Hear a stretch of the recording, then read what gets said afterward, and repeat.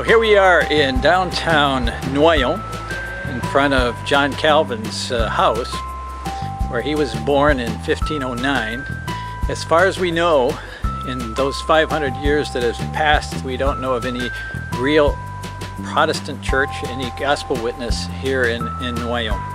Since 2012, we've been working here with a group, and we've just seen God building His church in this city. I'm Rebecca Cognier, I'm married to Denis, and I have 3 children, Hannah, David and Karen. My husband's Parisian, I'm English, and we started off in Paris, and when we had our second child really needed to move house to get a bigger place and wanted to move out of the city. So we came looking for houses in Noyon and found to our surprise that there was no church in the town of Noyon, which is the birthplace of John Calvin. So we were quite surprised. We didn't know whether we should carry on looking or try somewhere else. And we really felt that God was saying just to move in faith and to see what He was going to do here in Noyon.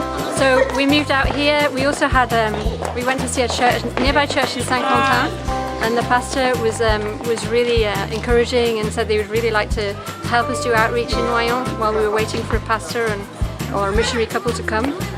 And so that's how it all started in Noyon. Je m'appelle Moïse Martins, je suis né à Noyon.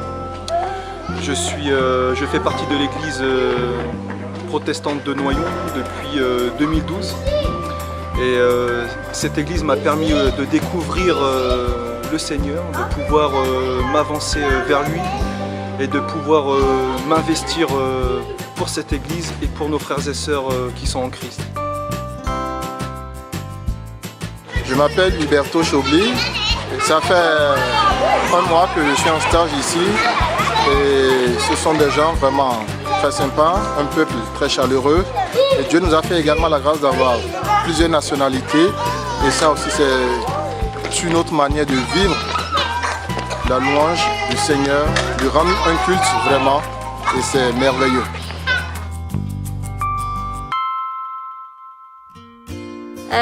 The gospel reaching Noyon is quite a strange situation in Noyon, in the sense of all of the people who've been coming to church, people keep flocking in week after week, new people. They just seem to find out by friends or by the internet and come along like that, and so for the minute that's the way things are working, even though obviously we're all, each of us, witnessing to our friends at Pride Centre. The only thing that's missing is a kind of something that's really visible during the week in Noyon, like a church building or somewhere where we can welcome. We could do other activities during the week and we can welcome people in, where it'll be a bit more visible to people who live in the town that we're here. Ça fait déjà plus de 5 ans que nous venons tous les dimanches, que nous assistons au culte. Et c'est vrai qu'aujourd'hui, la difficulté, c'est que nous n'avons aucun endroit fixe pour pouvoir prêcher la bonne nouvelle et pour pouvoir grandir dans la présence du Seigneur sereinement, car chaque jour que Dieu fait, nous avons peur que du jour au lendemain que nous n'ayons plus d'endroit pour pouvoir louer et glorifier notre Dieu.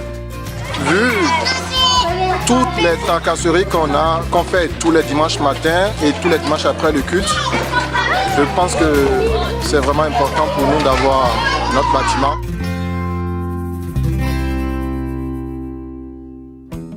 As we are thinking about how best can we meet the spiritual needs of this population, God has put in our laps actually the opportunity to buy the movie theater that we're meeting in. The theater is for sale, and we're asking God to provide the funds to buy that theater. The church is doing its part. They're going to pay for 1/3 of it. And we are going to just asking God to provide the funds for the other 2/3 of the cost, which would be $200,000. And we believe that we're really trusting Him that in this, the 500th anniversary of the Reform, that at the end of this year we can announce that there is a church building in the city of John Calvin for the first time in that period of time. We're excited about what God is going to do, and we would ask you to pray with us as we move forward, and we also would ask you to just see if you would like to be a part of it. We will be making that information available to where people can give, and we're just trusting God to build His church and provide this church building so this church can continue to grow and reach out to this community.